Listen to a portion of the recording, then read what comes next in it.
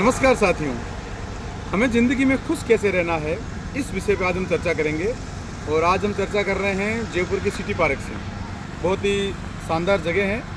वैसे ये खुश होने वाली जगह है, फिर भी कुछ लोग होते हैं तो कभी कभार कुछ चीज़ों को लेकर दुखी हो जाते हैं।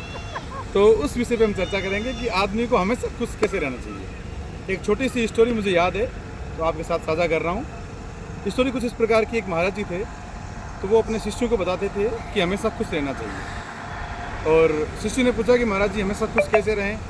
तो महाराज जी ने कहा कि कभी कोई उदाहरण देके आपको समझाऊंगा। एक दिन की बात है, नगर के राजा ने महाराज जी को एक गाय भिजवाई। वो एक गाय नंदिनी गाय थी और बहुत ही अच्छा दूध देती थी। तो एक शिष्य आया और महाराज जी को खुशखबरी सुनाई कि महाराज जी, राजा जी ने एक गाय भिजवाई है। तो महाराज जी ने कहा कि बहुत खुशी की बात है, खूब दूध दही होगा, खूब खीर खाएंगे, मौज करेंगे। अब कुछ दिनों की बात है, राजा जी को एक सुंदर पुत्र पैदा हुआ और राजा जी को उस पुत्र का नामकरण संस्कार करना था।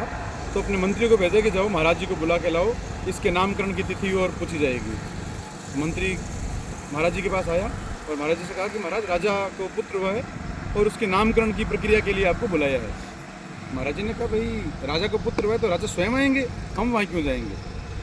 मंत्री ने जाकर राजा को बताया। राजा को गुस्सा आया, उसने सैनिक भेजे और गाय वापस मंगवाई। जैसे ही गाय वापस मंगवाई, सारे शिष्य दुखी हो गए। और उनमें से एक शिष्य, वही शिष्य जो पहले गाय आने की खुशी का खबर देने गया था, वही गुरुजी के पास वापस गया और बोला कि गुरुजी, राजा ने गाय वापस मंगवा ली है।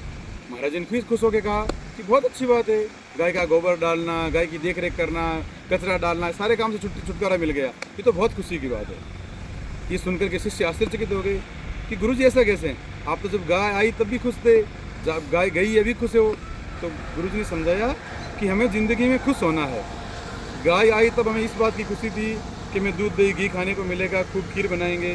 और जब गाय गई है तो हम ये खुश जान के खुश हैं कि उसके देख रेख का काम नहीं करना पड़ेगा, हमारा समय बच जाएगा, हम वो समय अध्ययन में लगाएंगे, पढ़ाई करेंगे। तो कहने का भाव ये है कि अगर आप खुश होना चाहते हो तो ये आपके मनस्थिति पर निर्भर करता है। अगर आप खुश होना चाहते हो तो हमेशा खुश रह सकते हो। जय हिंद।